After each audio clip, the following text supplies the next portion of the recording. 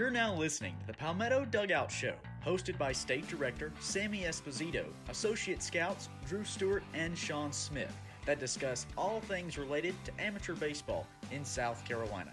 Here are your hosts.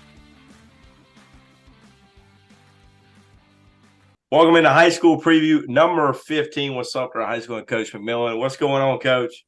Hey, how are you guys doing this afternoon? Fantastic. We had Coach Espo in here too. Coach, we got a nice little birthday, action going on here. It's birthday season around here at the Esposito household.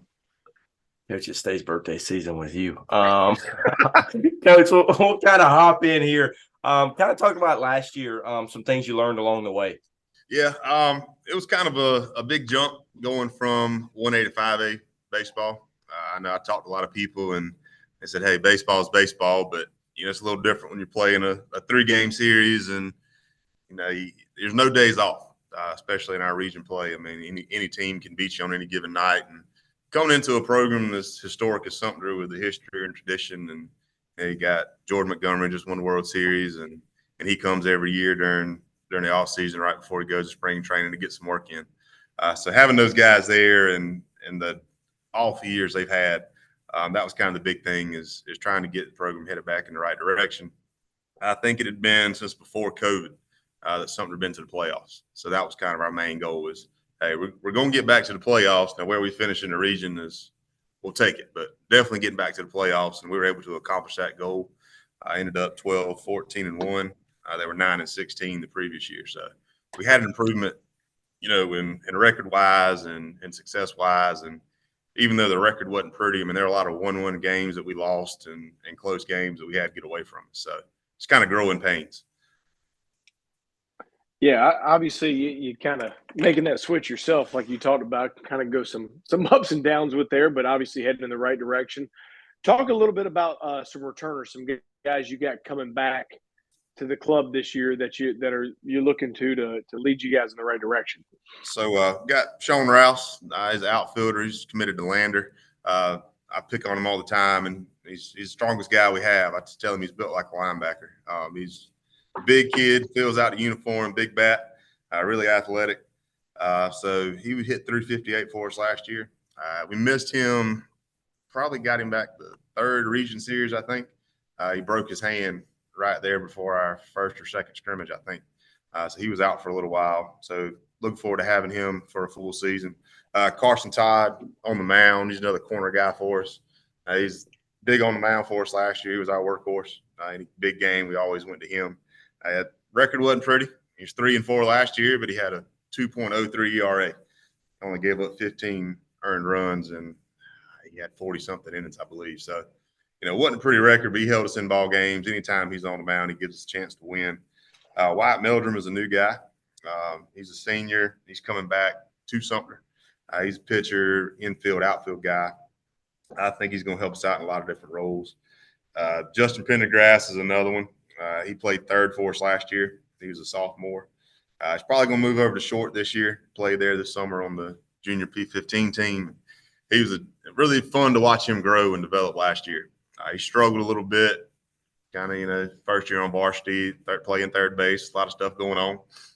Just to watch him grow from the first half to second half of last year was fun to watch. And I think he's going to make that transition to short pretty easy this year. Marion Davis is another one. Definitely got to talk about him. He was a freshman last year for us. He ended up going 3-2.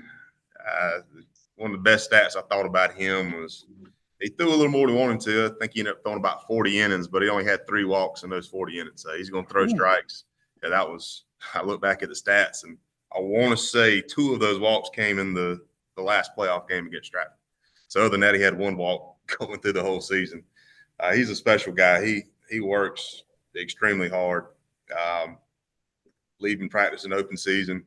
They were locking up about to leave, and all of a sudden he's pulling back up. Forget something? Oh, no, I got to go do some work. He's stretching, plyo wall, medicine ball, that stuff. So I always pick with him. He does yoga, and so I get him to do some stretches with the guys. So hey, Marion, let's go get three stretches in. So he leads some extra stretches with the guys and stuff after workouts. So Peyton Price was another one. He was on JV last year. He's a real big kid. He's kind of growing into his body. He's worked extremely hard in the weight room, kind of getting into his frame. I think he's got a lot. Once he figures out how to use his body, he can be pretty special and definitely have some good velo once he figures it out. A few other guys, Gavin Rivers and Morgan Love, they were our 2 ninth grade catchers last year. So we split time with them. Nice thing with them is they could play 2 positions. So one catch one game, the other might play infield position. But they're both really take pride in what they do. And it's a good thing to have 2 catchers. It's kind of tough when they're both the same age. But, they're both coming along good. They take pride. They work hard. Brinston Rembert will be another JV guy coming up.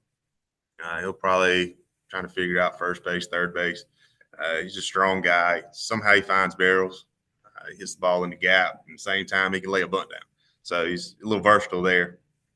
Corey Bailey, he is our speed demon. I'm excited to see him get on the base. He's going to cause some havoc. He's freakishly athletic. The stuff he does is kind of funny to watch. He'll help us out on the mound a little bit, but I think he's going to force some infielders to rush some stuff just with his speed. Just a few others real quick. Coming up from JV, we got Josh Parson. He's probably going to fill into the infield spot somewhere, another left-handed bat. Caden Champagne, he's been an infielder, outfielder, but he moved to JV, or on JV last year. He moved to catcher because he didn't have one. So this says a lot about him. He's kind of a team guy. He's going to do what's best for the team. Last 2 would be Cooper Goff. He's infield, outfield pitcher. The left-handed bat, handles the bat well. Just high baseball IQ. Just understands the game and does his little things right. And DJ Clark is another. He's just a raw kid. He's got a lot of potential. He played outfield on JV last year. Long, lanky, just your stereotypical outfielder. So good instincts. I'm looking for. We got a good group on paper, but you know how that goes. If everything was one on paper, there'd be a lot of state champions and World Series champions and everything else. So that's kind of where we're at right now.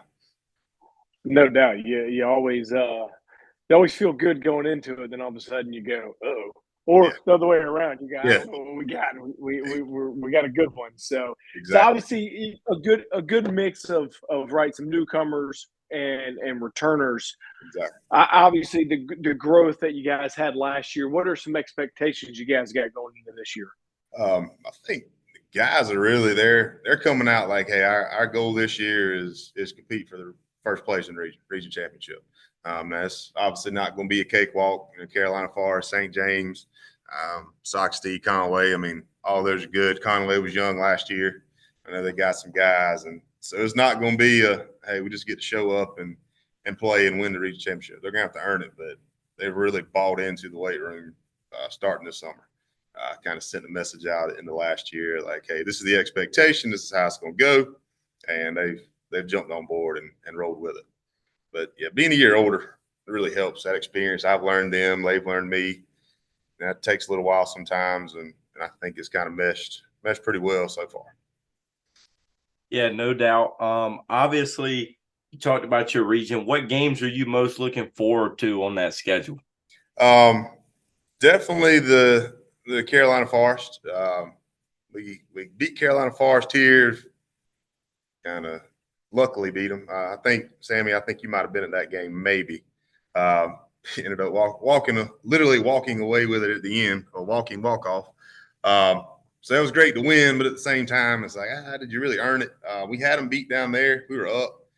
They took the lead and then didn't get a bunt down, this, that, and the other, ended up losing by 1. And then really our worst loss of the year came in the second time. So they're going to be a really good team. Looking forward to playing them. We had a few close ones with St. James. So really just going out and being able to compete, not being like it was in the past before I got here, where it was some 10-run games. It's like, hey, we got Sumter coming. It's going to be a win. Like, oh, crap, we got Sumter. We're going to have to show up and play tonight. So that's what I'm definitely looking forward to.